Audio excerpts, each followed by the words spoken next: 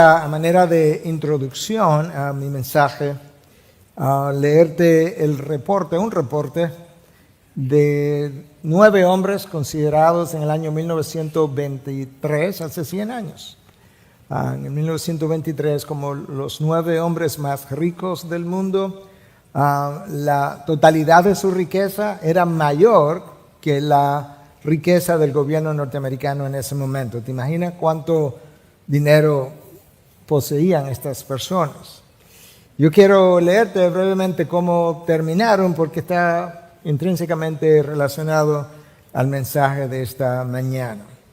Número 1, el presidente de la entonces mayor empresa siderúrgica, Charles Schwab, vivió de capital prestado durante 5 años antes de morir en la quiebra.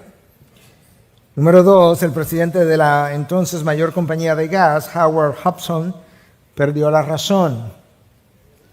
Uno de los mayores comerciantes de materia prima, considerado un especulador del trigo, Arthur Cutten, murió insolvente. Número 4, el entonces presidente de la Bolsa de Nueva York, Richard Whitney, fue enviado a la prisión. El miembro del gabinete del presidente de Estados Unidos, Albert Fall, fue indultado de la cárcel para poder regresar a su casa y morir en paz. Número 6, el mayor oso de Wall Street, Jesse Livermore, se suicidó. El presidente del entonces mayor monopolio del mundo, Ivar Kruger, se suicidó. Número 8, el presidente del Banco de Pagos Internacionales, Leon Fraser, se suicidó. Y el presidente de la mayor empresa de servicios públicos, Samuel Insull, murió sin un centavo. Aquellos que trabajan cerca de mí, algunos de ellos, me han oído decir en varias ocasiones que no me gusta el dinero. No me gusta hablar de él, no me gusta tener que manejarlo.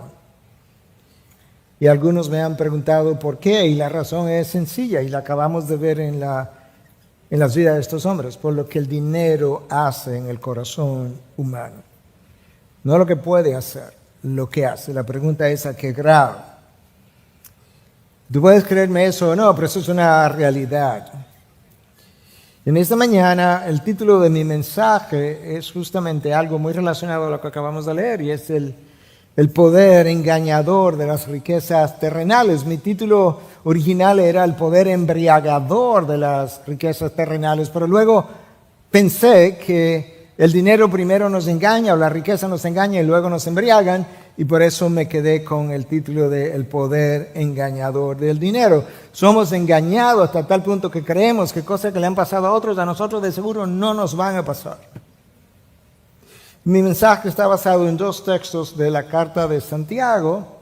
Uno en el capítulo 1 que habíamos dejado atrás a propósito, 3 versículos que lo vamos a recoger ahora, y lo vamos a conectar con 6 versículos de la carta de Santiago, capítulo 5, donde sí ya continuamos hasta el final de la carta. Santiago nos deja ver que el problema con las riquezas terrenales no es simplemente la tenencia de las mismas, es lo que ellas hacen en nosotros, es la manera como frecuentemente adquirimos dichas tenencias, es esa adquisición y aún la administración de esos bienes. Y yo creo que la Biblia nos ha dejado el testimonio que todos ustedes conocen de un hombre que en un momento dado estaba centrado en Dios, un hombre que en ese momento estaba pensando piadosamente, a quien Dios se le apareció en una ocasión, habló con él de manera personal, tuvo un privilegio, de verdad, de conversar con Dios, y a quien Dios le dijo: mira, yo he bajado, he descendido hasta ti y te voy a dar la oportunidad de pedirme lo que tú quieras. Y este hombre que estaba pensando tan correctamente, piadosamente, en Dios solamente, le dice: ¿tú sabes qué, Señor? Yo nada más quiero una sola cosa. Escucha el texto de 2 de Crónicas, capítulo 1, del 11 al 13. Y dijo Dios a Salomón: Por cuanto esto estaba en tu corazón y no has pedido riquezas, ni bienes, ni gloria, ni la vida de los que te odian, ni aún has pedido larga vida, sino que has pedido para ti sabiduría y conocimiento, ni siquiera para ti, sabiduría y conocimiento para poder gobernar a mi pueblo, sobre el cual te he hecho rey. Sabiduría y conocimiento te han sido concedidos. Como vas a tener sabiduría, es como que Dios estaba diciendo, y vas a tener conocimiento, y ahora está pensando piadosamente, tú vas a poder manejar esto que te voy a dar. También te daré riquezas y bienes y gloria, tales como no las tuvieron ninguno de los reyes que fueron antes de ti, ni los que vendrán después de ti. Y Salomón salió del lugar alto que estaba en Gabaón, de la tienda de reunión a Jerusalén, y reinó sobre Israel. Eso es un hombre que en este momento estaba centrado en Dios. Este es un hombre que entendía en ese momento que si tienes a Dios lo tiene todo, no tienes a Dios no tiene nada. Y lo único que deseaba era algo que incluso ni siquiera era para él, lo iba a recibir él, pero para entregar a los suyos, y era sabiduría para poder manejar al pueblo de Dios. Dios estaba tan complacido con tal petición que le dijo, mira, te voy a dar eso, pero también te voy a agregar todo lo demás, fama, gloria, sabiduría, dinero, riquezas. Y este hombre se lanza por la vida y acumula entonces oro y plata, una armada naval que para ese entonces era impresionante, y sigue acumulando y desarrolla la agricultura y las artes, y como si todavía no tuviera suficiente, acumula 1,000 mujeres que les llevaron al rey Salomón, centrado en Dios, a adorar dioses paganos. Y Salomón introduce a Israel la adoración del dios pagano Moloch, y luego Israel termina sacrificando a sus hijos a este dios, que algo que anterior a que Salomón subiera al poder, a aquellos que hubiesen sacrificado sus hijos a un dios hubiesen sido muertos, ¿verdad? Apedreados o de alguna otra forma, pero merecían la muerte. Y ahora, sin embargo, era una práctica más o menos común y aceptada en Israel, porque Salomón, el hombre que le pidió a Dios solo sabiduría, cuando recibió riquezas, perdió la cabeza también. Y pensamos, sí, pero yo no soy como Salomón. No, yo sé, no tiene su sabiduría de seguro. Pero leemos las historias y no pensamos que tu corazón y el mío son como el de él. Salomón desarrolló su reino de manera extraordinaria, y desde el punto de vista humano fue un hombre de éxito. Si tú lees Eclesiastés, todo lo que él dice que hizo, que acumuló, es impresionante. Pero al mismo tiempo hay una porción entre el capítulo 1 y el capítulo 2 de Eclesiastés donde, si tú te fijas en los pronombres, 21 veces Salomón dice, yo hice mi esto, mi aquello, lo hice para mí. Se volvió completamente egocéntrico, pero estaba viviendo el síndrome del éxito. La revista Omni de Estados Unidos en el año 1991 escribió o apareció allí un artículo que se llamaba El síndrome del éxito. Y esta gente secular pudo resumir el síndrome del éxito como en 3 síntomas, o en 3 consecuencias, o en 3 palabras, que en inglés todas comienzan con la letra A. Yo traté de que fuera algo parecido en español, de manera que estas son las 3 palabras del síndrome del éxito. Aislamiento, lo que implica que la persona pudiera o estar sola o sentirse sola a pesar de tener gente a su alrededor. Aventuras, en inglés sería adventure seeking, y adulterio. El éxito, de alguna manera, esta gente en el mundo secular nos deja ver que involucra las emociones, los sentimientos, la desenfoca al hombre, al ser humano, de tal forma que él termina por caminos por donde él no había transitado anteriormente. No es un accidente ni es una expresión poética. ni hiperbólica cuando Cristo dice no podéis servir a dos señores, no podéis servir a las riquezas y a Dios al mismo tiempo, porque vas a terminar amando a uno y odiando al otro, odiando a uno y amando al otro. Y básicamente lo que Cristo estaba diciendo, si amas las riquezas, no es que me vas a odiar a mí necesariamente, pero cuando las prefieres o cuando le das el primer lugar y yo ocupo el segundo lugar, es como que me estás odiando porque has manifestado dónde está tu primer amor. Y yo creo que todo lo que hemos dicho hasta el momento nos van a ayudar a entender mejor por qué Santiago está diciendo lo que está diciendo a aquello que le están leyendo. Yo quiero entonces de los dos pasajes verlo por separados. Ellos están relacionados, pero ellos enfocan el problema de dos ángulos diferentes. De manera que comencemos con Santiago capítulo 1, versículo 9 al 11. Pero que el hermano de condición humilde se gloríe en su alta posición y el rico en su humillación, pues él pasará como la flor de la hierba.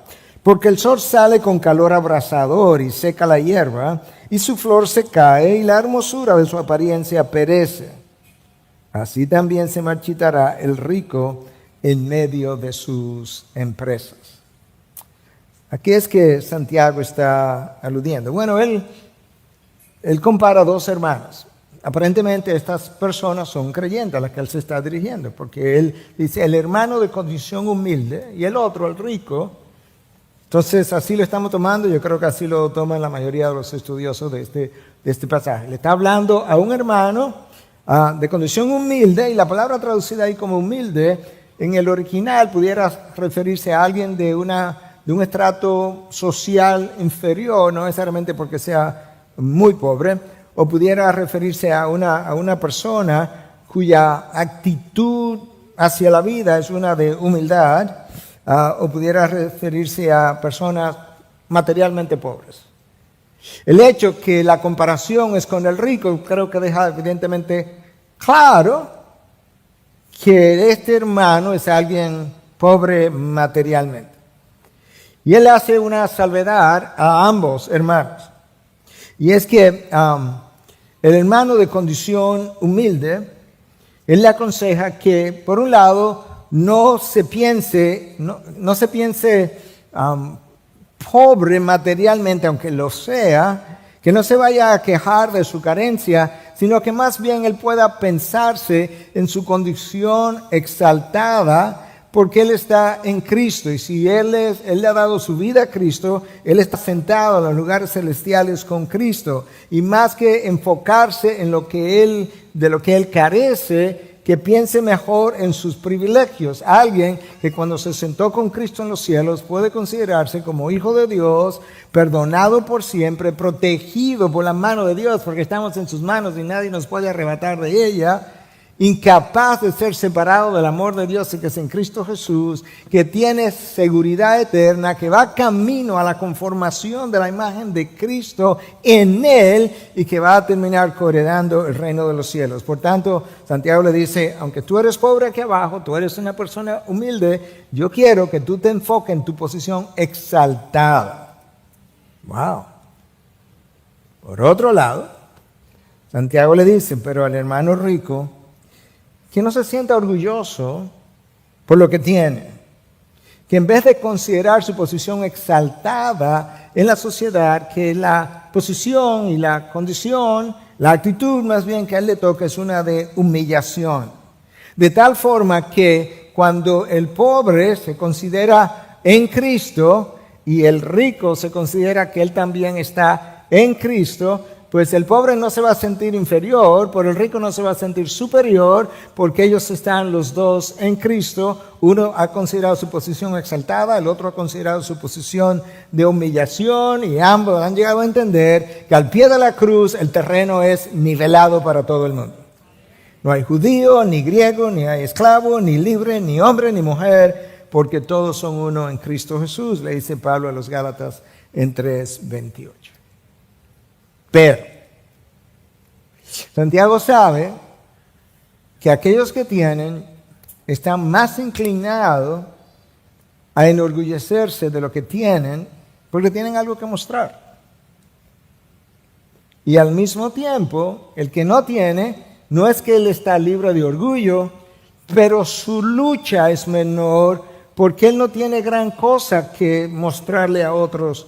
Y por tanto, la advertencia, no solamente en Santiago, a lo largo de toda la Biblia, yo no sé si ustedes se han percatado, esto es un tema que permea toda la Biblia. En los primeros 5 libros de la Biblia, en el Pentateuco, Dios habla de manera repetitiva a aquellos que poseen y le habla de no abusar de los que no tienen, de cuidar del pobre, del huérfano, de la viuda, del pobre, del extranjero. Luego, cuando llegamos a los profetas, tú encuentras la misma preocupación, la misma denuncia a profetas como Amós, que es considerado como el profeta de la justicia social, más bien de la justicia de Dios, denuncia todos estos abusos. Tú llegas a Cristo y encuentras las mismas palabras, como las vamos a ver en un momento, pero luego llega a Pablo al final de sus días, cuando él está escribiendo a Timoteo, no al final, pero ya bastante avanzado en su ministerio, y cuando le escribe la primera carta a Timoteo en 6:17, le dice a Timoteo: a los ricos en este mundo, enséñales que no sean altaneros, orgullosos, arrogantes, ni pongan su esperanza en la incertidumbre de las riquezas, sino en Dios, el cual nos da abundantemente todas las cosas para que las disfrutemos. Dios da las cosas para que las disfrutemos, pero hay una manera de recibirlas, hay una manera de administrarlas, hay una manera de bendecir a otros con lo que Él nos bendice a nosotros. Pero a pesar de todas esas advertencias, el cristiano vuelve y cae en la misma trampa por una razón, hermanos. Tenemos que admitir que tú y yo tenemos una carne, y a nuestra carne les gustan las cosas materiales, a unos más, a unos menos. A nuestra carne les gustan los placeres de este mundo. Si personifico la carne, diría: la carne sabe que no va para ningún otro mundo. O se goza aquí o no va a tener más gozo, no va a tener más diversión. De manera que ella quiere todo lo que este mundo tenga que ofrecerle. Y la carne disfruta también el ser distinguido por encima de otros. El doctor fulano de tal, o el PhD de tal X cosas, o el profesor de X institución, y nos gusta pensar que estamos estudiando en las mejores instituciones. Todo eso le llena los ojos a la carne. Santiago dice: nada de eso tiene ningún valor si tú entiendes a Dios y la vida. Y nos dice: tú tienes que morir a todo esto, tú tienes que hacer como el apóstol Pablo, que se olvidó lo que quedó atrás y murió a todo eso en vista de la santidad de la persona que te redimió, en vista del juicio venidero, en vista de la temporalidad de toda la tierra, no solamente la riqueza, la tierra por completa. Este es un planeta desechable, hermano. Si no lo has leído en la Biblia, vuelve a leerla. En vista de todo eso, la palabra nos llama a tener otra perspectiva con relación a lo que tengo, a lo que quiero, y con relación a los demás, como lo vamos a ver en un momento. Santiago le dice, o le recuerda, que el rico se va a marchitar en medio de todas sus empresas, o de sus logros, o de sus ocupaciones. Es como vas a trabajar, el trabajo te va a producir beneficios y va a querer seguir haciéndolo hasta el final, porque el que tiene no se sacia, como bien dijo Salomón, y quieres más y quieres más, pero te va a marchitar en medio de todas tus ocupaciones. Te va a marchitar de la misma manera que la flor se va a marchitar. Y aunque nosotros pensemos que nosotros no tendríamos la oportunidad de ser corrompidos por la riqueza de este mundo, el testimonio de la Biblia es otro completamente diferente. Porque tenemos a Salomón como ejemplo, el hombre sabio. Sabemos cómo terminó. Proverbios 30, del 7 al 9, nos da una enseñanza y una advertencia. Pero nos deja ver, nosotros no sabemos si Salomón escribió Proverbios 30. Se supone que Salomón escribió la gran mayoría de los proverbios, o quizá todos los proverbios, con excepción del último, que se ha atribuido a otra persona que está ahí mismo descrito. Pero ese no es el tema ahora. Pero si Salomón escribió Proverbios 30, entonces él en este momento estaba pensando muy bien. Del 7 al 9, escucha. 2 cosas te he pedido. No me las niegues antes de que muera. Aleja de mí la mentira y las palabras engañosas. No me des pobreza ni riqueza. Dame a comer mi porción de pan. ¿Pero por qué? No te puede dar algo más que eso. No sea que me sacie y te niegue y te ignore, o me olvide de ti, o descanse en otras cosas, y diga, ¿quién es el Señor? O que sea menesteroso y robe y profane el nombre de mi Dios. El autor de Proverbios conoce que tanto la carencia como la abundancia son experiencias que prueban el corazón humano, ambas cosas. De manera distinta, pero ambas cosas son experiencias que ponen a prueba el corazón humano. La carencia te puede llevar a robar y de repente tú piensas que aunque es ilegítimo lo que vas a hacer, tú tienes una necesidad que tú entiendes y que puede ser que sea legítima, pero tú entiendes ahora que Dios va a aplaudir y aprobar el que tú llenes tu necesidad legítima de una forma ilegítima porque Él nos conoce y Él sabe que tenemos necesidades. Dios dice, no, aunque tengas carencia, no robarás. Si te vas a quejar de algo, no es de lo que no tienes, porque yo soy el soberano que he determinado que de alguna manera pase por esa experiencia, pero en este caso mejor reconoce la pobreza de tu corazón y arrepiéntete. Por otro lado, la riqueza también te puede llevar a hacerlo mal hecho.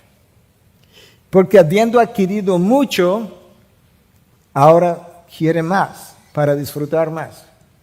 Y cuando consumes una parte de lo que has adquirido, quieres volver a reemplazar lo consumido porque tienes temor de que eso siga descendiendo.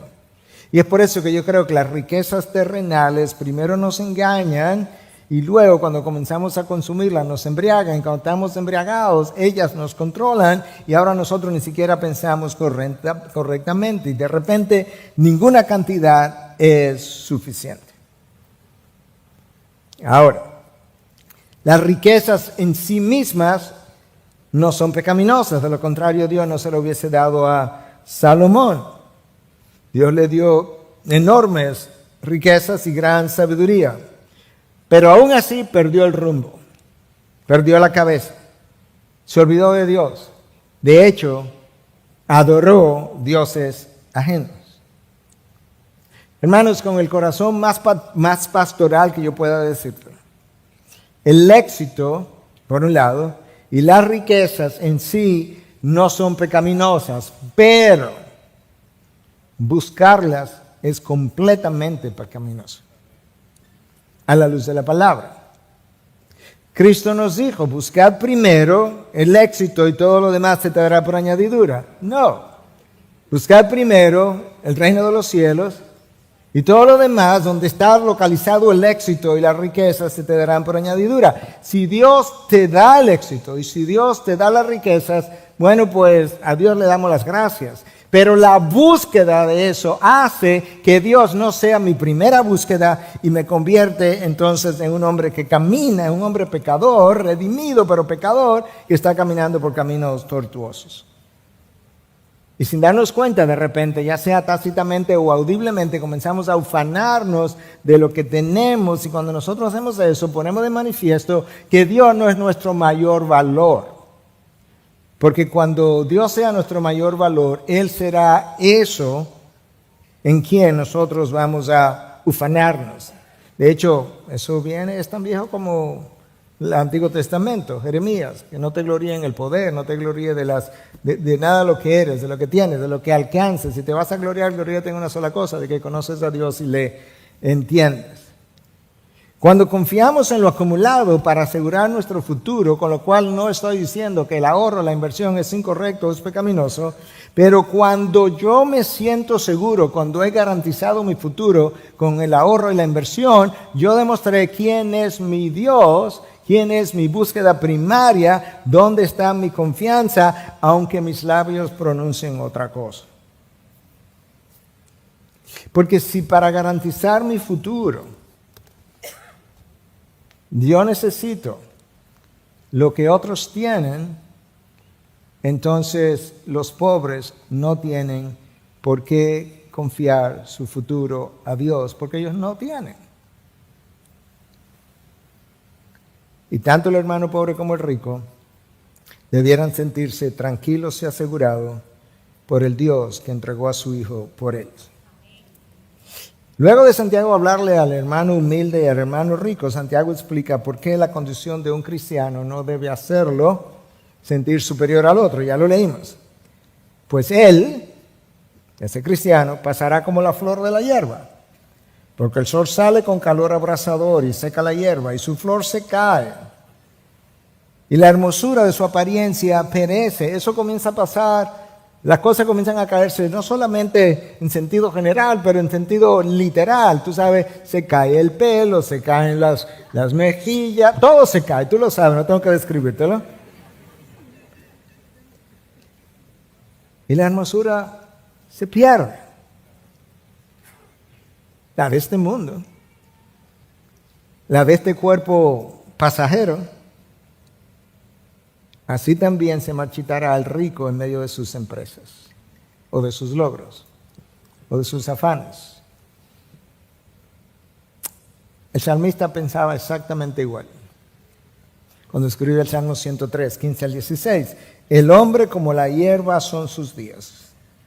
Como la flor del campo, así florece. Cuando el viento pasa sobre ella, deja de ser, y su lugar ya no le reconoce. Tanto el salmista como Santiago están reconociendo el peligro de tú poner tu confianza en las cosas de este mundo, en las cosas terrenales, en los logros de este mundo, en la vida misma, hermano. No tienes garantía de que vas a vivir ni siquiera hasta el día de mañana. En esta mañana nosotros recibimos la noticia de que nuestro hermano George Abu lamentablemente pasó a la presencia, afortunadamente pasó a la presencia del Señor. Desafortunadamente no sabíamos cuándo era para poder haberle dado una despedida jubilosa, ¿verdad? De gozo, de júbilo. Pero ayer yo lo vi. Lo estaba viendo como paciente. Le dijimos que el lunes le dábamos de alta, o sea, mañana, y no llegó ni siquiera al día de hoy. Está en mejor lugar, está disfrutando, está en gozo. Pero déjame decirte que en otra ocasión yo estaba hablando con una persona X muy conocida de la sociedad, estaba en un centro médico de aquí, de la ciudad, y él me dice en la mañana temprano, nos llevamos más o menos bien, me dice, Miguel, sácame de aquí, estaba en intensivo. Y yo le dije, mire, don fulano, la única razón por la que usted está en intensivo es porque usted es don fulano, de lo contrario yo hubiese estado fuera. De manera que sí, vamos a ver si después que lo hacen y eso, pues lo pueden sacar a una habitación. En eso la enfermera viene y me dice, doctor, ¿te podría moverse un poquito?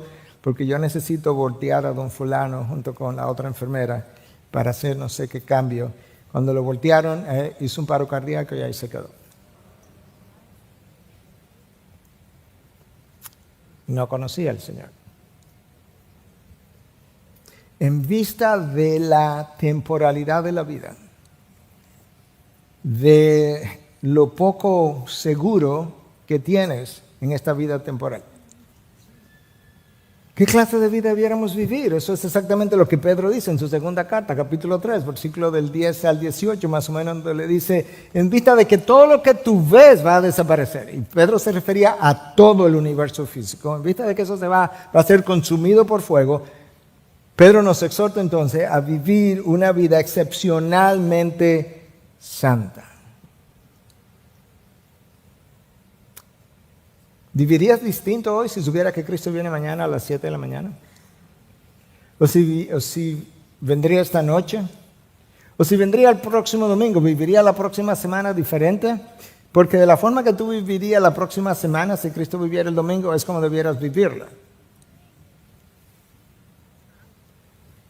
Porque aunque Él no llegue, Él está con nosotros. Y su reino ha sido inaugurado en tu corazón y el mío. Y Él te ha reclamado como suyo desde el momento en que pusiste su confianza en Él.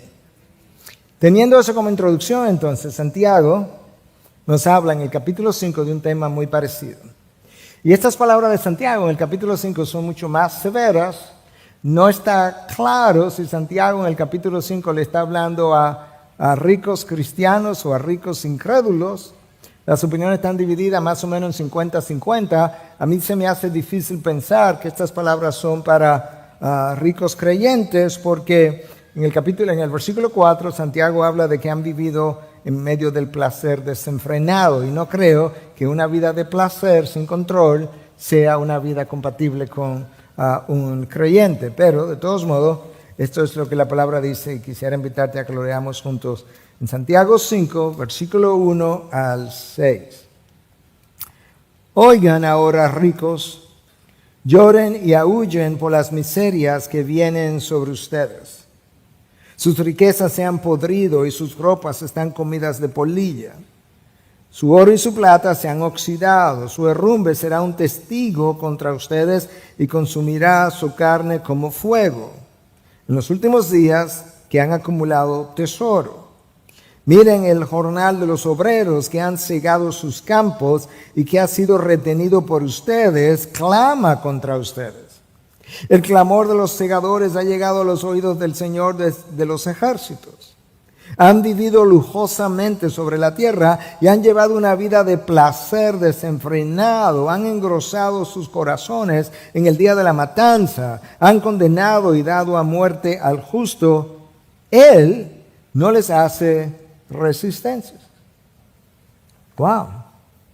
Santiago le está diciendo a esta gente que, como dije, ¿verdad? Quizás eran ricos cristianos, es difícil pensarlo por las cosas que dice, o quizás eran ricos incrédulos, pero de todas maneras Santiago está consciente que aun si no eran miembros de las congregaciones a las que él se estaba dirigiendo, la realidad es que los miembros de estas congregaciones, como nosotros, tenemos un corazón caído, capaz de ser seducido por las cosas de este mundo, y no tenemos un corazón superior al de Salomón. Y si Salomón en toda su sabiduría se desvió, tú y yo tenemos la misma capacidad de desviarnos y descarriarnos, y de todas formas, entonces lo que él tenga que decirle a este grupo de personas es válido para todos nosotros. Sobre todo que nosotros, cuando pensamos en alguien rico, siempre pensamos en alguien que tiene más que nosotros. Si te vas entonces a ciertos lugares del planeta, hay múltiples iglesias que nos mirarían a nosotros como iglesia, a cada uno de nosotros, y nos considerarían extremadamente ricos. De manera que a todos nos sirve el sombrero. Santiago comienza diciendo, le anuncia el juicio que ha de venir. Oigan ahora, ricos, lloren y aúllen por las miserias que vienen sobre ustedes. En otras palabras, hay un juicio que viene, hay un día de juicio donde las cartas se van a poner sobre la mesa y ahí vamos a tener que rendir cuenta. Ahora, Santiago no lo deja en el anuncio del juicio, sino que al mismo tiempo revela la razón del juicio. Y es lo que nosotros comenzamos a leer entonces en el versículo 2 y 3. Sus riquezas se han podrido y sus ropas están comidas de polilla. Eso es un problema. Su oro y su plata se han oxidado. Su herrumbre será un testigo contra ustedes y consumirá su carne como fuego. Ese es un problema. Es en los últimos días que han acumulado tesoros. Aparentemente, este grupo de personas, en vez de ser generosos con la abundancia de lo que habían recibido, lo habían retenido. Hasta el punto que las ropas, en vez de regalar a la gente que estaba en necesidad, se le estaban comiendo. Las polillas se le estaban comiendo. Y el oro y la plata se estaban llenando de herrumbre. Y entonces Santiago como que personifica la riqueza y dice que esa plata y ese oro lleno de oxidado y la ropa, comida de polillas, que esas cosas serán su testigo en contra. Versículo 3.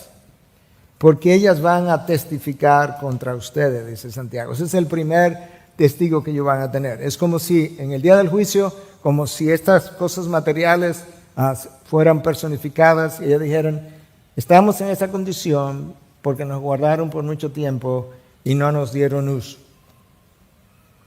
Hermanos, guardar en vez de bendecir a otros no complace a Dios. Hay gente en necesidad de todo tipo. No complace a nuestro Dios el que nosotros tengamos esta actitud de corazón. No, algún día yo lo puedo necesitar. No, hoy hay gente que la necesita. Santiago dice, bueno, mira, este es tu primer testigo acusador. La herrumbre del oro y de su plata, eso va a hablar contra ustedes. Que es como una ilustración, ¿verdad?, de lo que cómo lo pudiera lucir el día del juicio. Pero Cristo, yo le dije que este tema que estamos tratando hoy permea toda la Biblia desde el Pentateuco hasta el final.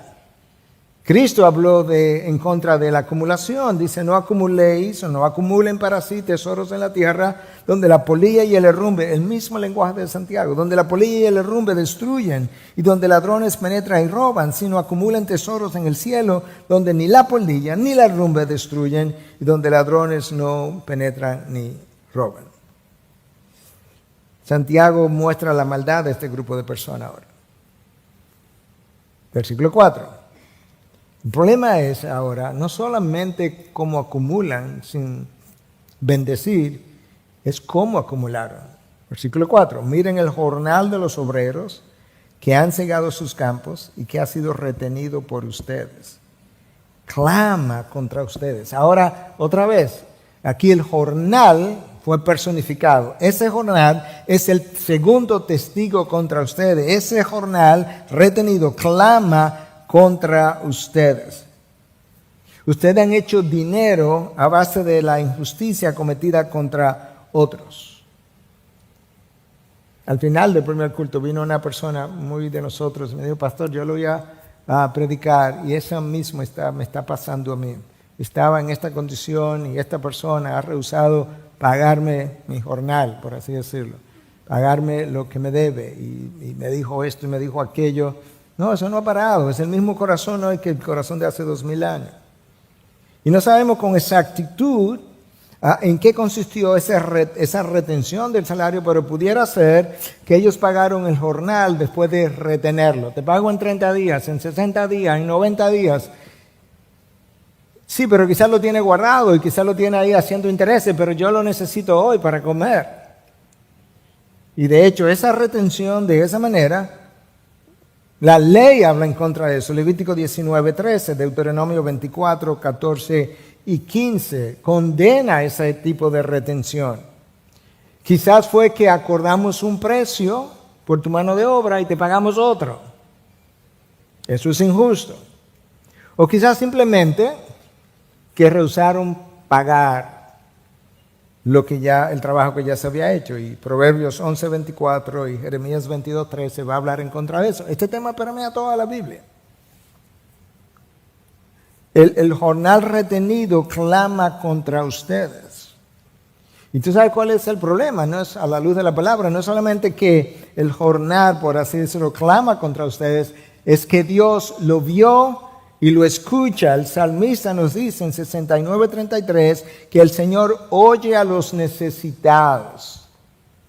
Y yo le decía a esta hermana, recuerda lo que dijimos, el Señor oye a los necesitados, clama a Dios, Él lo va a oír.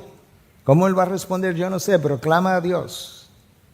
Y el Salmo 109:31 nos dice que Dios está a la diestra del pobre para salvarlo de los que juzgan su alma. La razón por la que Dios tiene que estar a la diestra del pobre es que el Señor sabe que el pobre no tiene quien lo defienda.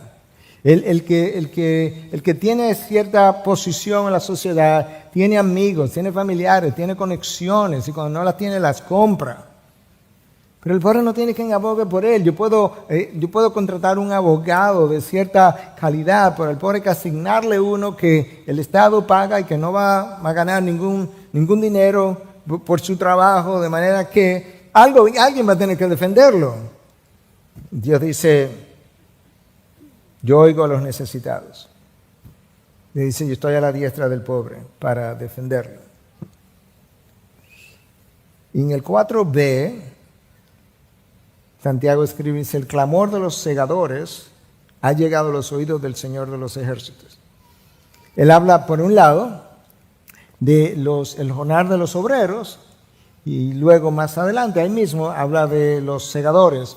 Quizás formas diferentes de decir lo mismo, Pero eso también dice el texto que ha llegado a los oídos del Señor, y si llegó a los oídos del Señor, Él le va a prestar atención. Recuerda que cuando el pueblo hebreo estaba en Egipto, la mayoría de esa gente no era creyente. De hecho, en el desierto sirvió para probar que esa gente no era creyente, la mayoría de ellos. Sin embargo, cuando ese pueblo clamó, Dios lo oyó y Dios hizo algo y Dios intervino, porque eso es exactamente lo que Dios le dice a Moisés cuando se encuentra con él en la zarza ardiente y le dice en Éxodo 3, versículos 7 y 8, y el Señor dijo: ciertamente he visto la aflicción de mi pueblo que está en Egipto y he escuchado su clamor, aquí viene, a causa de sus capataces, sus jefes, la opresión. Quisieran más ladrillos, pero no le estaban dando más comida ni más dinero. Pues estoy consciente de sus sufrimientos, así que he descendido para librarlos de la mano de los egipcios y para sacarlos de aquella tierra a una tierra buena y espaciosa, a una tierra que emana leche y miel. Y Dios intervino, y Dios obró, y Dios los sacó. De manera que Dios probó ahí, por así decirlo, que lo que el salmista dice es cierto. Primer testigo: todo lo que han acumulado se está pudriendo. La ropa se la están comiendo las polillas. El óxido está afectando, el herrumbre está afectando el oro y la plata. Hermanos, una de las quejas, tú conoces la queja que todo el mundo ha oído por años en contra de Sodoma y Gomorra. Sin embargo, la gente no sabe que ese no es el pecado de la homosexualidad, no fue el único problema que Dios tenía con la ciudad de Sodoma y Gomorra. Ezequiel 16:49 nos revela varios de otros pecados, y uno de ellos es que no ayudaron al pobre ni al necesitado. No es simplemente su vida sexual con la que yo tengo problema. No, yo tengo problema con ellos también porque no ayudaron ni al pobre ni al necesitado. Hermano, tanto el placer como el dinero nos embriagan y nos vuelven insensibles contra el otro. Insensibilizan nuestro corazón. Cuando vivíamos en Estados Unidos, yo le decía a Katy en ocasiones, yo tengo que ir a República Dominicana por lo menos una vez al año, porque vivíamos en una zona más o menos de muy buena posición económica para la zona, y tú no veías gente como en necesidad. Tú podías manejar un día tras otro y nunca había nadie como en necesidad. Yo dije, yo tengo que ir a Santo Domingo por lo menos una vez al año a resensibilizar mi corazón hacia el necesitado. Y aquí está. Segundo testigo, el salario con el que se han quedado. Tercer testigo, los segadores, el clamor de los segadores ha llegado hasta el cielo. Pero ahora Santiago trae a colación otro problema. Le dice, aparte de eso, con el dinero que ustedes se han quedado, ustedes han comprado un estilo de vida injusto. Aparte de que es pecaminoso, también es injusto. Versículo 5. Han vivido lujosamente sobre la tierra. ¿Con qué dinero? Y han llevado una vida de placer desenfrenado. Han engordado sus corazones en el día de la matanza. ¿Con cuál dinero? Con el dinero que hemos retenido. Por lo menos una parte provino de ahí. Dios dice, no, yo lo he visto. Y ese es el problema con el dinero. El dinero compra oportunidades. El dinero compra placer. El placer cuesta. El dinero compra personas. El dinero es un gran engañador. Y Dios está diciendo aquí, ni apruebo tu lujo, la vida lujosa, pero tampoco apruebo el placer desenfrenado. Y ahí tuve una de las 10 leyes que otras veces del pecado que le he mencionado en ocasiones. El pecado engendra pecado. Una vez tú pecas, ese pecado va a dar a luz otro pecado. Y aquí tú lo ves. Primero ellos retuvieron el salario, pecaron. Luego vivieron una vida lujosa. Luego vivieron una vida de placer desenfrenado. ¿Con qué? Con el dinero, parte del cual lo habían ganado, reteniendo y tratando injustamente al jornalero. Y entonces Santiago dice que han vivido lujosamente sobre la tierra. Daniel Doriani es un muy buen comentarista de varios libros de la Biblia, Él dice en su comentario sobre este texto que esa frase ahí sobre la tierra, han vivido lujosamente sobre la tierra, quizás, no lo sabemos, pero nos hace pensar, quizás es una forma de Santiago decirnos, esta gente no mira para el cielo, esta gente no mira para arriba, esta gente vive en la tierra, solamente tiene sus ojos en la tierra, su corazón está en la tierra, todo lo que desean está en la tierra, todo lo que ellos admiran está en la tierra, todo de ello es sobre la tierra. El Dios del cielo y la tierra los tiene sin cuidado. Y en el versículo 5, Santiago cierra diciendo, se han dejado engordar para el día de la matanza. Esa es la traducción de la nueva traducción viviente. Se han dejado engordar, nota, se han dejado engordar. ¿Pero quién los engordó? Las cosas materiales. ¿Y qué fue lo que se engordó? Bueno, a veces eso va acompañado de la gordura física, vamos a decir, pero quizás estaba hablando de su estilo de vida, quizás estaba hablando de la forma pomposa como vivían, pero eso ocurrió para el día de la matanza. ¿Cuál es el día de la matanza? El día del juicio final. Y eso es como una ilustración. Tú sabes que la gente a veces en el campo pone un cerdito 2 meses antes de diciembre, le pone a engordar, o aquellos que tienen negocio, que crían animales para llevarlo al matadero, lo engordan para luego llevarlo al matadero. El animal come y no sabe para qué lo están engordando, pero disfruta lo que come. En este caso de esta gente, estaba comiendo, se estaba engordando, no en términos físicos quizás, pero su estilo de vida, comían, bebían, disfrutaban. Y Dios dice, sí, pero va camino al matadero, va camino al juicio final. Se habían rebelado contra Dios. Su mismo estilo de vida lo dice.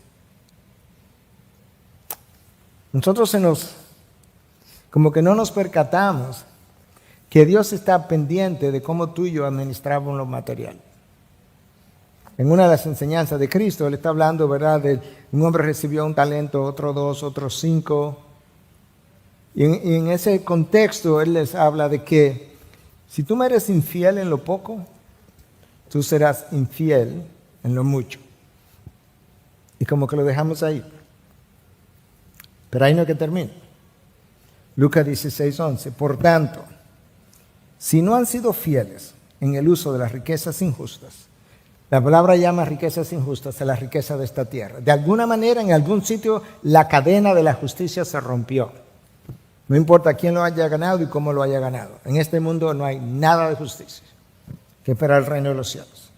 Entonces, si no han sido infieles en el uso de las riquezas injustas, son las riquezas de este mundo, ¿quién les confiará las riquezas verdaderas, las riquezas del mundo venidero? En otras palabras, cuando te bendigo con cosas de este mundo y tú no administras con benevolencia, con honestidad, con deseo de ayudar al necesitado, yo veo que ha sido infiel en lo poco, porque en este caso lo poco sería las cosas de este mundo. Son pocas riquezas, no importa cuánto tenga al lado de las riquezas verdaderas. No te puedo dar mayores riquezas verdaderas, no te puedo dar mayores talentos, mayores dones, no puedo darte ni siquiera, si tienes el don de esto te lo doy en poca dimensión, porque no sabes administrar la mucha dimensión de ese don. De manera que la administración de las cosas materiales es el campo de, en inglés dirían testing, de probar cómo lo haces. Y finalmente Santiago dice, en el versículo 6, mira hasta donde llega la insensibilidad, o puede llegar, han condenado y dado muerte al justo. Él no les hace resistencia. Frecuentemente, el necesitado no tiene cómo hacer resistencia. Se somete o es sometido. Y algunos piensan que quizás esto es un poco hiperbólico o metafórico para Santiago decir que cuando retienes el salario, pues hace a esos pobres más pobres y que entonces su pobreza se empeora y terminan en la inanición y se mueren. Pero yo creo que puede ser simplemente la realidad. Es posible condenar al justo, al necesitado, que no te ofrece resistencia y que no tiene recursos para hacerlo de otra manera. Y de hecho, el mejor ejemplo de eso es Cristo Jesús. Él murió pobre, no tenía ni siquiera dónde poner su cabeza. Literalmente, eso lo leemos en las Escrituras, pues murió pobre. Número 2, fue el único hombre verdaderamente justo y no les ofreció resistencia. La pregunta es, ¿quiénes lo clavaron? Bueno, fue enjuiciado por el Sanedrín. ¿Quiénes formaban el Sanedrín? El sumo sacerdote, que era una posición más política que otra cosa. Algunos fariseos y saduceos. ¿Quién eran los saduceos? Lo vimos el miércoles pasado. Terratenientes, hombres de dinero, de poder, de influencia. Hombres que no eran cristianos, no creían en la resurrección, no creían en los ángeles, solamente creían en el Pentateuco. Ellos dieron la aprobación para crucificar al pobre y justo Cristo en combinación con autoridades romanas que también tenían poder y dinero. Y para empeorar las cosas, el justo y pobre fue vendido por dinero, 30 monedas de plata. No me gusta lo que el dinero le hace al corazón humano. Por eso disfruto, tú no me lo vas a creer, pero Dios es mi testigo. Disfruto enormemente pagar mis impuestos, porque cuando lo disfruto, no es porque yo creo que el gobierno de turno, el que sea, va a hacer el mejor uso de eso, pero como lo disfruto, digo, ese dinero no me tenía, por eso lo disfruto, deshacerme de él.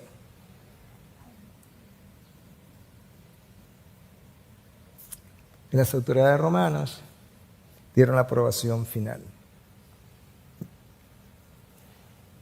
Hermanos, el dinero tiene un efecto sobre todos nosotros. Si quiere leer algo más sobre esto, puede leer el libro de Richard Foster, Dinero, Sexo y Poder, y el de John Piper, que se llama exactamente igual, y donde Foster nos dice que la única manera de tú deshacerte del poder del dinero sobre tu corazón es profanándolo. Que la mejor manera de profanar el dinero es regalándolo. Dándolo. Para que tú puedas decir, eso no me tiene. Disfruto más ayudar a otro que pagar mis impuestos, pero lo disfruto porque estoy ayudando a otro. Y de esa misma manera, como lo disfruto, puedo decir, y ese otro dinero tampoco me tenía. Tenemos que luchar contra esos, hermanos.